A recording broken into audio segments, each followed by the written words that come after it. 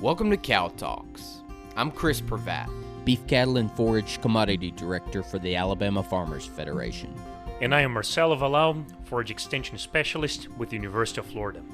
And this is our podcast, where we dive deep into the main topics affecting livestock and forage production in the southeastern United States. From the mainstream media to new technologies straight from our research stations. From cattle prices to international trade. From our pastures and beyond. Join us on this journey as we tackle the main issues affecting our producers and the sustainability of our production systems. Welcome to Cow Talks. This is Marcelo Wallau, Forage Extension Specialist at the University of Florida, and your host. Today we have a very interesting topic that's not really what we've been discussing in this podcast before, but is extremely important and related to livestock production in the Southeast. This is about the bird flu, H5N1. Today with me, we have Dr. Ben Anderson, who is an assistant professor at the Department of Environmental and Global Health, and Dr. Cindy Sanders, who is the County Extension Director and Livestock Extension Agent in Alachua County. Welcome, Ben and Cindy, to our podcast. Thanks for having us. So just as a matter of, just to introduce you a little better here, Ben, can you give us a little bit of your role specifically with the infectious diseases and emerging infectious diseases and your role with the public health and health professions? Yeah, absolutely. So my background is I'm trained as an infectious disease epidemiologist, but also in applied virology. And where those two disciplines collide is really around investigating emerging infectious disease outbreaks. So a lot of my work has come more on the academic side, where we do research in settings where we understand that there's a higher likelihood that humans and animals may come into contact where microbes or different kinds of germs may be transferred. And we want to understand those environments primarily so that we can create recommendations to mitigate that risk. This is not just about public health, it's also about animal health, so working a lot with farmers and livestock production settings to improve management practices based off of data that we're collecting around what are those microbial risks affecting the animals in addition to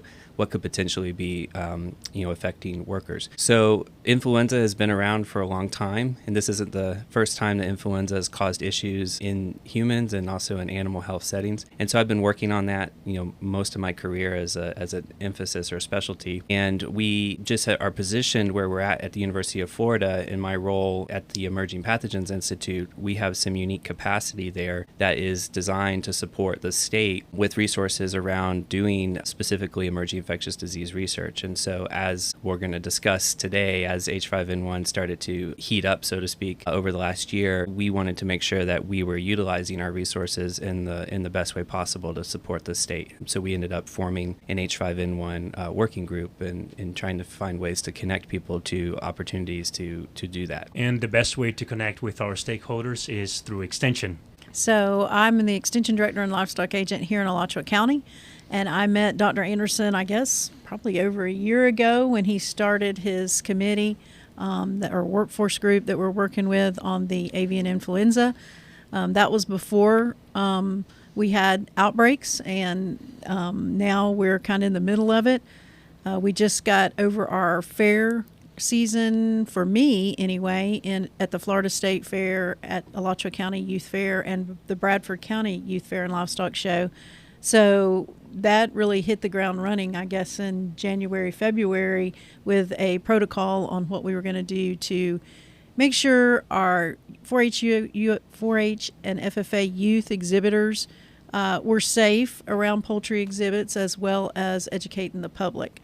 So this not only is an issue for our 4-H youth and our producers, as well as educating the public. So that's what we do in Extension, bring the research-based information out to the citizens of our counties. And so we've had boots on the grounds for the past 2 months on this.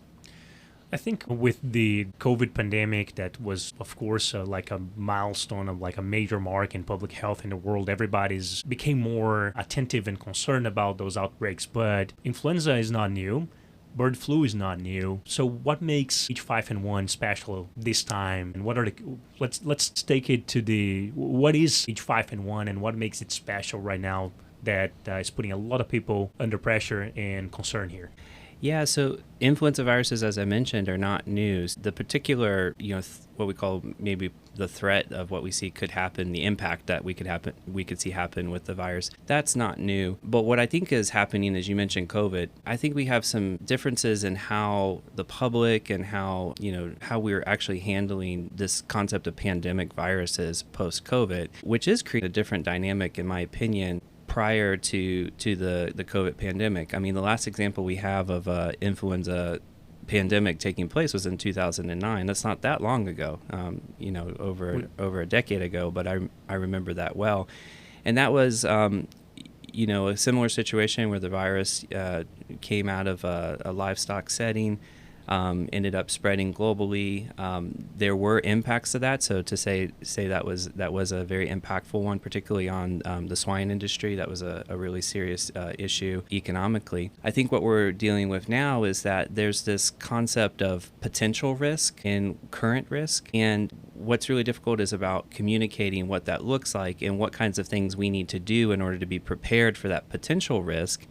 But being able to motivate, stakeholders in communicating appropriately with the public about what that looks like, I think is really challenging. And it's much more challenging now than it was maybe in 2009 because of the way that information and communications work now. We have to manage, social media. We have other kinds of things of way people get their information. And so I think over the last decade, public health has really had to figure out how to evolve in doing that, and I think COVID showed that maybe public health didn't do that as well, or there were some challenges to that. So I think we have a lot of the tools. We know kind of what to do with influenza virus outbreaks and how do we prepare. But I think getting everyone coordinated together, I think, is just a little bit different now, and a little bit more challenging than maybe it was 10, 15 years ago. Interesting. So how does this specifically bird flu work in a broad perspective? So like a general view of how it transits and what is affecting us. Yeah, so biologically it is a little bit of a different threat now in that this virus has circulated broadly for over 20 years. We first started seeing outbreaks of it in the late 1990s, causing outbreaks in domestic waterfowl production sites in Asia. And since then, it circulate it broadly in migratory birds, primarily waterfowl, which can carry the virus, throughout the world. They're very good vectors for that. And over that period of time, we did see what we call incidental infections, so infections of humans happening, but very, very rarely. And the reason that's the case is because the virus itself, for that 20 plus years, is really good at infecting birds, but it's not very good at infecting humans. It can infect humans, but it doesn't do it very well. And it has to do with the way that the virus binds to certain receptors. Humans don't have all those receptors in the right places, though they do have them in deeper parts of their lungs. So historically, the way it worked is that the folks that were getting infected were people who were typically handling infected poultry or infected migratory birds that had just a lot of virus. And they're just getting bathed in a lot of virus. And with that, they take a lot of that in, and that creates the opportunity for them to get infected. What the concern of the epidemiology has always been around this particular virus, which we call the subtype H5N1, is that of those human infections that have occurred, half of them have resulted in death. So it's a 50% mortality rate. Now, that's probably a little bit higher than what the actual one is because we probably don't detect, we probably haven't detected all of the infections over that course of time. But it is a very, very serious infection when people get it. So the transition period, though, is that has historically been the case for, again, 20 plus years. That's been the standard epidemiology. We've seen, waves of it happening in poultry. It spills over. It causes severe disease in poultry, which is where it gets its name, highly pathogenic avian influenza. And so it's mostly been a scourge of poultry, domestic poultry operations and production, causing outbreaks with just some incidental infections in humans. About 3 years ago, 2021, 2022 period, we saw a distinct change in the virus. The change came with its genomic sequences. And the genomic sequence is what actually, drives the character of the virus. It's what makes up the proteins and then how those proteins are going to behave with the organisms in which it's interacting with. And the change that we saw is that the virus's ability to bind to mammalian cells increased. So it gained more efficiency in being able to infect mammals. And with that, we started to see many mammalian species start to show up with H5N1 infections. Right now, I can't remember the exact number, but it's over 100 worldwide. And so what was predominantly relegated to just the migratory birds now is showing up all over the place with lots of different mammalian species infections. And so, of course, humans are mammals. And when we start seeing increases in mammalian infections, we start to get concerned that the virus might be further adapting and changing to a place where it could start to become more easily adapted to humans. And then last year in the United States, we started seeing a very rapid rise in incidence of infections, not just in mammals, but started to see spillovers for the first time in dairy farms, which we'll talk more about today. That was a really distinct epidemiological transition point where now we're starting to see this virus show up in wild birds, it's in small mammals, it's in poultry flocks, it's in dairy farms, and now we're starting to see human infections show up in the United States. Anytime you have flu showing up in that many places and that many species, it's a huge alert that this virus is going to continue to adapt, it's going to change, and it's only a matter of time before evolutionary changes take place to be able to adapt to humans. So this evolution, does it get exponentially faster if they spill over through other species as it goes from wild birds to domestic poultry and then to mammals and on and on? I wouldn't say it's exponential, but there are mathematical equations that have been derived by people who are much better at math than me. So there is modeling out there that shows the increases of probability of adaptation in viruses like influenza. And the probability is linked to the amount of infection. So the more infection, the more things that are infected, the more probability that there's going to be a chance that the adaptations can take place. So that's where when we think about public health prevention and even animal health prevention, when we can mitigate total infection and drop that number of infection down, that also then corresponds to our reduction of potential probability that these adaptations would have a chance to occur. So taking one step back, we know for the domestic poultry, so livestock poultry, it's extremely dangerous, but we don't see the same death rates on wild birds. So what is the difference between those two? Yeah, so there's just some difference in the biology and the way that it impacts the domestic poultry versus the migratory birds. The migratory birds are more resilient to it for a number of reasons. It has to do with some of the immunological reactions that take place in those birds versus domestic poultry and the issues of susceptibility. One of the reasons is that in migratory birds, avian influenza viruses, there are other kinds of avian influenza viruses. H5N1 is only one of those types. There's a variety of avian flu viruses that circulate in those birds, and those birds can carry them and they can be infected and they be mild cases or maybe no clinical illness at all. And so again, exposure over time and having different things circulate within those populations can create immunological profiles that are different or unique compared to what our domestic poultry might have. There's some other reasons too that are getting into more of the technicalities of how the virus actually binds to the cells and actually replicates within the poultry. But consistently, we know that H5N1 causes high pathogenic clinical disease in domestic poultry. This includes chickens, ducks, geese, and that's that's an earmark sign of an H5N1 infection potentially in a flock, which is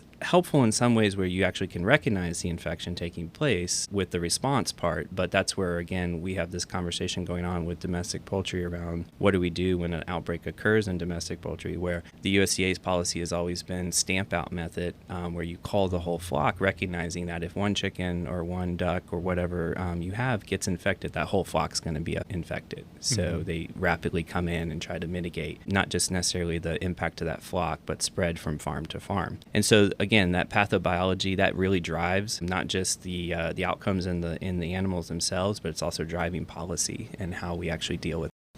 And we have seen several cases across the United States of eradication of the flock, right?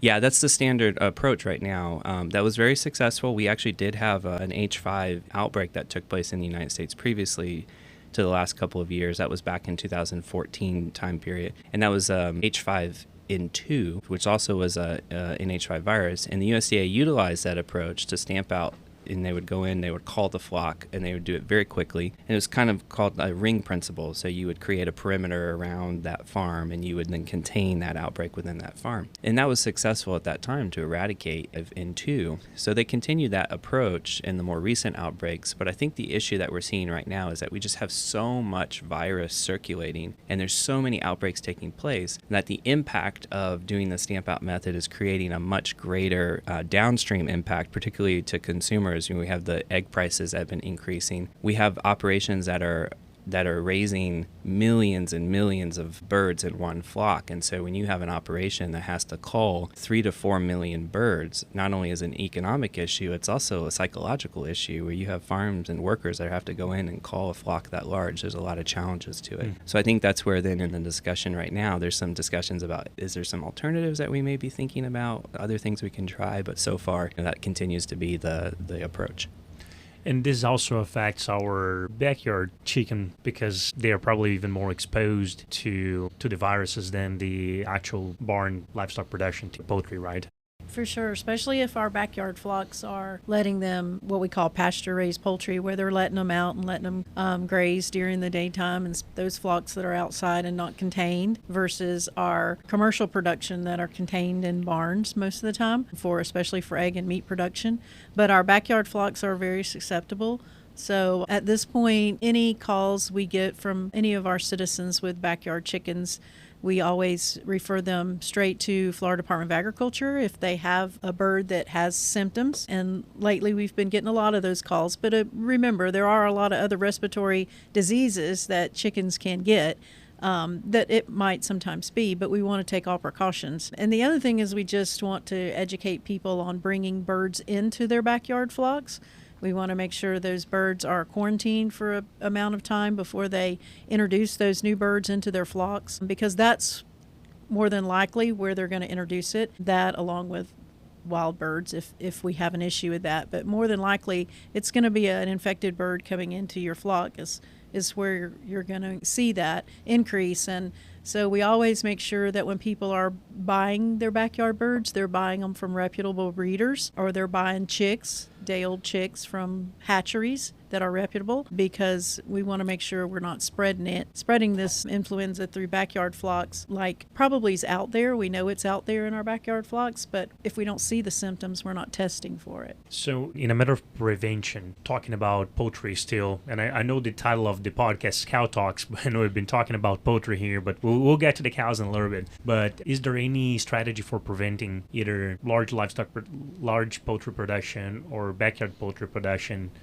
prevent or protect them a little more towards influenza? Yeah, I mean, I would say there are, and there have been. And so the poultry industry particularly has been very adamant about implementing prevention measures, which is really centered around biosecurity, increasing biosecurity approaches and protocols. And those can take on a number of different forms. Those could be engineering controls where people are putting in, different kinds of systems to make sure migratory birds can't enter a flock. They could be things like quarantine policies around workers, not being able to enter a barn unless you've been quarantined for a certain amount of time from other farms. Disinfection protocols. So the biosecurity protocols have really been the emphasis. And this is not in other industries. I'll point out the swine industry, was really heavily impacted by the 2009 pandemic.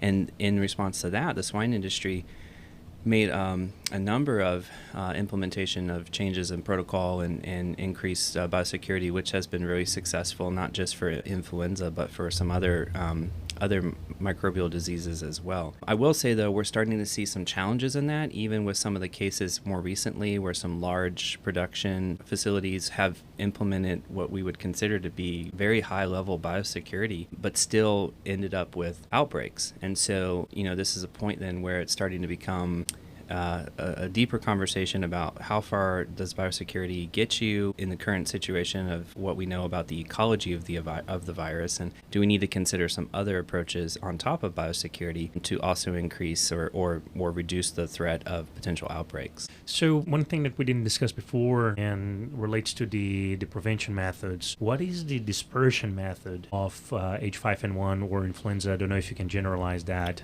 In terms of how it transmits? Yeah, the primary way that it's been getting into poultry flocks, at least from the data And I will say the data is not overwhelming. We don't have an overwhelming amount of ecological studies that capture the actual introduction of the virus into the farms. But what we do know about the virus is that it can transmit through essentially feces from the migratory birds. And so this is often how it gets into domestic poultry flocks, where migratory birds will be infected. And those migratory birds, as I mentioned, may be infected, but they won't have serious disease. And so they can carry the virus, they can shed the virus, and they shed it in their feces. And so whenever they're moving around and they ended up, settling nearby a farm or in a farm, they can deposit the virus that way, and then it can become a kind of a fecal oral route transmission situation. We also do know that influenza viruses, particularly avian influenza, does also transmit through the air, and we call this aerosolization. And there's actually a number of really good studies that have shown how this works and how air samples have been detected with live virus in them, and so that could be a potential transmission route. How much that's playing a role, though, is also limited because we don't have really strong ecological-based transmission studies in field settings to really tease out how much is coming from the migratory birds and how much is coming from the air. I will point out, though, that the other way that this thing can transmit is farm to farm through contaminated equipment, and we call this fomite transmission, which is more of an indirect route, but this is what we think is driving more of the, talking about cows, is the dairy farm outbreaks is more around fomite transmission, where trucks or clothes or equipment might be contaminated with the virus and it might get moved to another farm, and that introduces the virus that way. So again, a lot of ways that this virus can move, which makes it much more complicated in trying to come up with a really good and consistent, strong mitigation strategy. So it's very interesting, and now go into the livestock industry, and we've seen the spillover. Where did it start to mammals? Was it in livestock or was it in wild mammals? Wild mammals actually is where it's first detected. Okay. And we start seeing much higher rates of wild mammal detections outside of the United States. So again, going back to 2021, 2022, and at that time we then started to see more introductions of H5N1 coming in from the migratory birds at that same time. So that corresponded to the poultry industry being impacted a little bit more. So having outbreaks of H5N1 in the poultry industry really was starting to occur 2022, including backyard flocks. We've had some detections there, but not at the level that now we're now seeing in the past year. And now we have, talking about domestic animals, we have spillover towards cats, dairy cattle mostly, and then get into humans as well. So animals that are interacting a lot with humans. Why is that we see more, or at least there's more reports in dairy cattle versus beef cattle, for example, or even other ruminants or non-ruminants like horses? Yeah, no, it's a great question. It's one that we get often. Why don't we see it in the beef cattle industry? It has to do with the way the virus infects the dairy cattle. They actually are replicating and infecting mammary tissue. And so, people have come up to me, have always also said too, well, do you have any lactating cows that ever end up in the beef industry? Well, maybe you do, but not at the density that you have in a dairy operation. So you've got a virus that now has been introduced into the setting that has. And I will say that the virus that's circulating in the dairy farms is a little bit different. We call it genotype. So the analogy I use is flavors, like flavors of ice cream. So the flavor of the virus that's circulating in the dairy farms is a little bit different than the flavor that's actually been causing outbreaks in the poultry farms. But we're starting to see a crossover of those two now more and more. And so when that virus was introduced to the dairy farms, which was first detected in Texas last year, it was a virus that was found to really, really like to replicate in those mammary tissues, and it replicates at really high viral loads, which is a very high concentration of virus. And so that's an evolutionary adaptation that viruses can develop that really increases their fitness, their ability to further replicate and further be sustained in their transmission dynamics. And that's what we've seen in the dairy farms. And so you just got a situation where you got a lot of virus that's coming in a medium that, through milk is handled, and maybe it splashes, maybe it gets on other things, other equipment. So it's kind of a more challenging way to kind of disinfect or maybe eliminate the virus completely. And that is potentially how that's driving additional transmission, where the virus is just kind of in the environment, or it's getting on people or getting on equipment and being moved around. Very interesting. So getting to the, I want to get to the point of some strategies for mitigating on our livestock production. And I'm thinking about cattle, both beef and dairy. What are the preventions that our farm workers need to be aware of or in practice to avoid dispersing that, but also getting contaminated themselves? Yeah, and this is a really good question, and this is a question that connects to one of the reasons why I have been so thankful to be able to work with IFAS extension agents on this question. Because if you would have asked me that question a year ago, I would have given you the standard, academic response of what we know to be the best PPE, what do we know to have the best protection. Yeah, N95 mask, wear a face shield, maybe put on a Tyvek suit. Could recommend all that. And as I talk to, anyone who has understanding of what it's like to actually work in these settings, they would respond with that will not work. That just doesn't work. And so this has been the feedback process of working with Dr. Sanders and others who are working in extension agents in the extension side, is really being the interface. I remember we've had many conversations about, hey, well, what is it that will actually work? So I could tell you that, yes, the CDC recommends a certain kind of PPE regiment, a personal protective equipment regiment. Those are probably good at protecting, primarily protecting the eyes, because we know that splashes of milk with virus in it can cause an infection route through the eyes. But there's some really good conversations that need to happen around what is actually most practical, what's most feasible, and how do we, again, get back to this risk reduction. We may not be able to eliminate risk completely, but how can we reduce risk given the circumstances of how it actually works within that working environment? So Cindy, I don't know if you want to add to that. I just know that I think when we first met, we were talking about putting some monitors out in a cow pasture, but in an area where those cows congregate. And the first thing I said is, how are you going to protect this little computer device? And, cows are going to come over there and they're curious and they're going to knock it over. So, yeah, there's some things that just don't work out in the field, especially for producers, and producers able to monitor those devices on a daily basis. That's probably not going to happen. Dairy is not my background. Colleen Larson, who is an agent down in Okeechobee, or she's a regional specialized agent down around the Okeechobee area where we have a lot of dairies, has worked extremely well with dairies as far as their workers and protection. And I think in the dairy industry, they've always been critical of making sure their biosecurity plan, whether it's bird flu or any other infectious disease, I think they've been very critical at making sure they have a plan for their workers, especially those in the parlor, actually helping with the milking process. I know our Florida dairy producers has always been at the top of that and looking at other diseases as well. So I think it's something that they continue on a daily basis. And now with the bird flu, I think they've just kind of upped their game on making sure they're keeping all their biosecurity plan up to date and in place and that everybody's following it. So, and by the way, for the listeners, Colleen is going to be here with us in our next episode about H5N1, because we want to talk about the practical implications of that at the farm level. But Cindy, as you came in today, you were mentioning the fairs. So we're first season, and fairs are one of the best ways to disperse pathogens, because we have herds from multiple locations. They are brought in together to a central place, and then they go back and spread that disease or whatever they got back to their original herd. So what was the concern here with the fairs, and how did you go about in establishing some of the protocols to at minimum mitigate the dispersion of this virus? So here in Alachua County, we actually don't have a dairy show. We also don't have a dairy show in Bradford. So I guess we're seeing less dairy, but we also have some big dairy shows: Central Florida Fair, Miami-Dade Fair, and the Florida State Fair.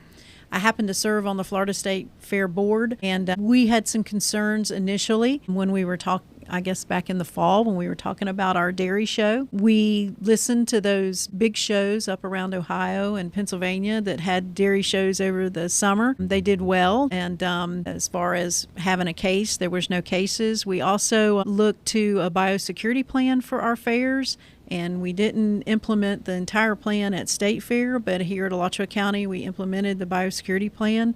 And I have to give 99% credit to my master's student, who is one of Dr. Anderson's students, that has a draft now that we will use for other county fairs and state fairs. And we used it 2 weeks ago at our fair, and I think it went pretty well. Again, not only with the exhibitors in 4-H and FFA, but also the public, educating the public on influenza and avian influenza specifically. The other thing is Georgia had closed down all of their poultry shows as of about 2-3 weeks ago, and Florida Department of Agriculture continued to allow poultry shows because they are our regulators as when it comes to health and animal health. So we followed Florida Department and USDA rules. We worked with Dr.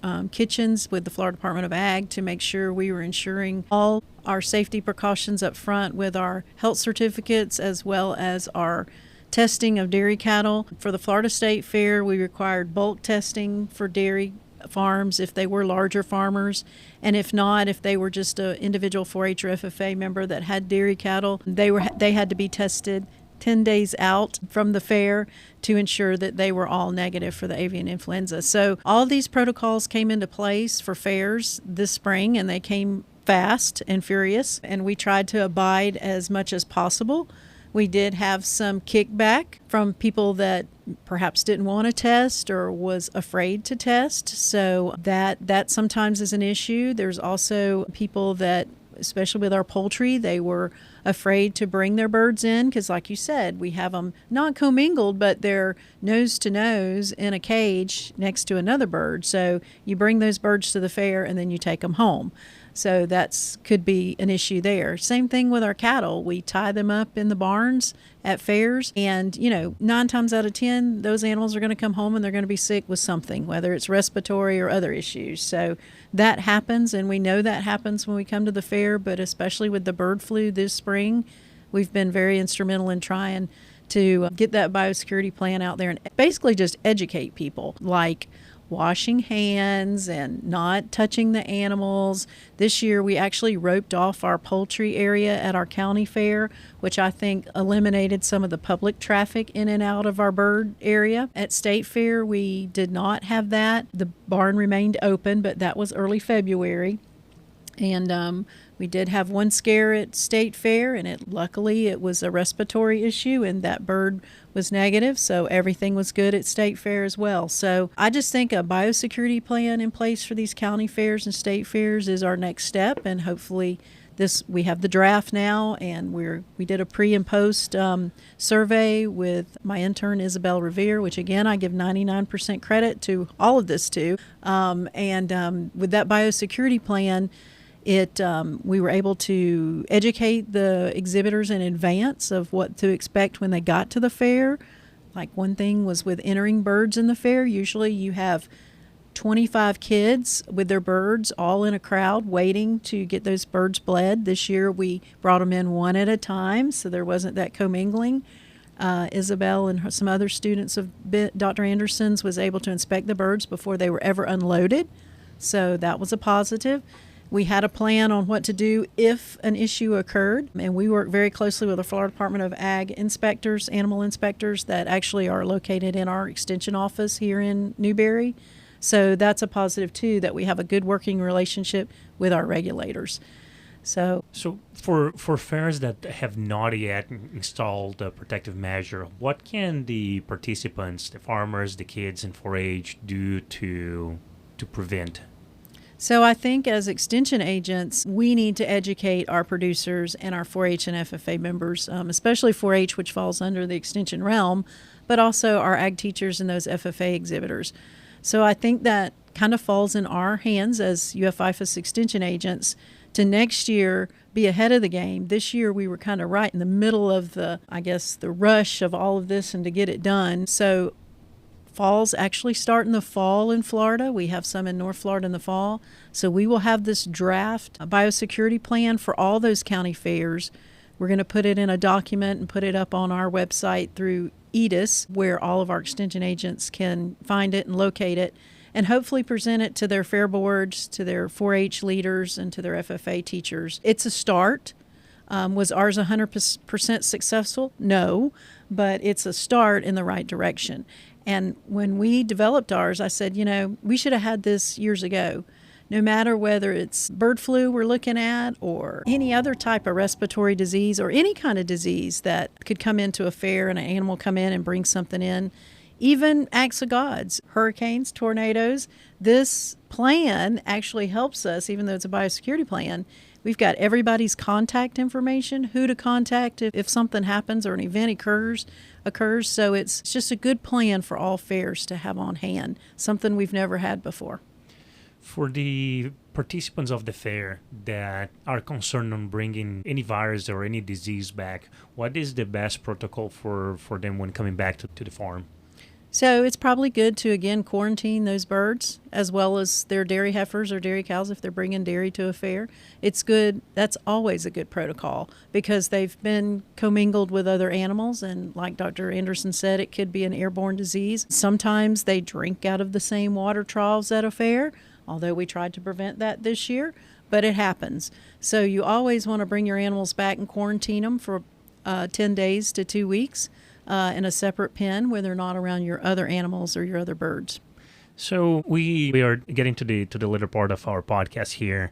What is the forecast? Is there a forecast for this virus as we progress in the year, considering that we have the different seasons? Are we going? Is the prediction is to see an increase in problems or reduction in the summer, and then Cindy mentioned next fall. So are we going to be always worried about that it's going to decline? What's the prediction here? Well, as epidemiologists, we base our inferences on data, and so the data trends show us, we have some seasonality around the last year or last 2 years, really, in that, again, the migratory birds are driving a lot of the transmission that we see across the United States and even globally. So we'll probably continue to see seasonality associated with migratory bird movement. We're ramping up for another movement of migratory birds, and so will we see some increases of risk of outbreaks? I suspect we probably will continue to see that as we have seen previously. Over the summer, will we see a reduction? Hopefully we will, because again, those migratory birds will be not as active during those periods of time, so we can hopefully start to see some reduction in transmission. Unfortunately, because we have virus showing up in so many animals, so many different places, and we've had ongoing outbreaks taking place within the dairy industry and the poultry industry. We also know with the dairy cows, the difference there is that, again, thankfully the virus does not necessarily kill the dairy cows at a high rate, but it does cause issues. But that can create opportunities for that virus to maybe be more sustained within that environment. And so that's where I think some people are concerned around this question of, will H5N1 continue to be endemic, mean persistent transmission within the dairy farm environment?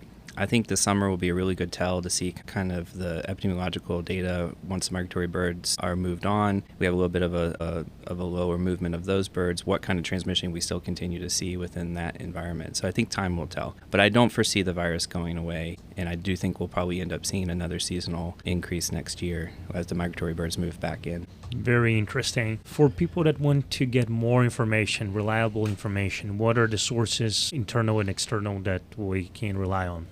Well, I would say always contact your local extension office. We have extension agents in all 67 counties in Florida. So please contact them if you have a backyard flock or you have cattle that you may think might be showing symptoms. The other thing is the Florida Department of Agriculture and the United States Department of Agriculture. We are using some of their publications now for some educational materials for the public. We also are working very quickly and diligently on some information for here local in Florida. So we will have those out soon. We have a webinar that we did maybe 2 weeks ago that is up on the Southeast Coastal Center for Agricultural Health and Safety. Thank you, Dr. Anderson. So you can search that website to find a lot of publications that Dr. Ricky Telg is putting up on that site as well. Perfect. And just to mention for the listeners outside of Florida, look into your extension system inside of her state. Extension is present in our states, United States. So that would be a local information would be there. Yeah, and just to add that we have an internal coordinating group at the University of Florida that includes a variety of different disciplines, different departments, different colleges, and there really is a collective effort here to do what we can to provide the best information as timely as possible to the right stakeholders. And so that looks different ways, but for producers and for extension agents, there are some very good resources now being set up for that, and will continue to be, I think, even more polished and different kinds of communication to be put out there. I'll just add, though, the virus it's a pretty dynamic virus because of its ability to change. And so even within the last couple months, we're starting to see, different epidemiology than we did see 6 months ago. So with that, in terms of accessing information, that's why the information needs to be so timely, but also for people who are accessing the information, to do that regularly is also very important, to make sure that you're up to date on what some of the current information is that you need to know. Fantastic. Just to repeat for the listeners, the webinar is available at it's at the Southeastern Coastal Center for Agricultural Health and Safety. This is a center that actually is operated out of the University of Florida, which is a collaborative center that includes IFAS, that includes other departments and other colleges. It's been taking a leading role in organizing and coordinating some of our University of Florida response efforts. Perfect. And we are going to put the link for the center and for the webinar in the description of this podcast. Very good. Fantastic. I appreciate both of you. Any final words for our listeners? Well, I just wanted to say one thing. I was thinking about this. You mentioned the podcast is called Cow Talks. We talked a lot about poultry, but what we do in our work is we adhere to this concept called One Health, and One Health really emphasizes that everything is interconnected, particularly human, animal, and environmental health. And so we're very keen to understand the impact on poultry, particularly commercial and backyard poultry, because maybe those poultry operations may be within vicinity to a dairy farm or vice versa. And so we've already seen how there actually have been implications of outbreaks where dairy cattle have been infected, and it has resulted in then outbreaks nearby in poultry farms and vice versa. And so collectively looking at this and understanding what the risks are, not just within one's own industry, but also looking across industries, looking across settings, different environmental contexts, is really, really critical to have a complete picture of what the risk really is. Perfect. I just want to say to the public, because we get a lot of questions about, are eggs safe to eat? Can I drink milk? And I would just say that yes, the eggs you buy in the grocery store at the farmer's market are safe to eat. Also, milk has been pasteurized that you buy in the grocery store, so we would encourage that as well. So your food is still safe, still inspected through the USDA, so food is not an issue. But we get a lot of questions about that from the public because they hear it and they're maybe scared or have issues about that. Fantastic. Okay, I appreciate both of you joining the Cow Talks podcast today. And for those that want more information, check the link for the center, so Southeast Coastal Center for Ag Health and Safety. And the link is in the description of this podcast. Also, you can contact us through our email, forages@ifas.ufl.edu. And we can try to guide you the best we can and connect you with our local extension agent. For more information, also keep an eye on other episodes of the Cow Talks podcast, because we'll be talking about the H5N1 virus in future episodes and the impact that it is having in the dairy industry in Florida and United States. Ben, thank you. Cindy, thanks for coming here today. Thank you. Cow Talk Podcast was brought to you by the University of Florida Forage Team with technical support from the University of Florida College of Agriculture and Life Sciences Faculty Instructional Resource and Support Team. This episode was produced by Marcelo Wallau, Olivia Mowley, and Ashley Kanabrowski.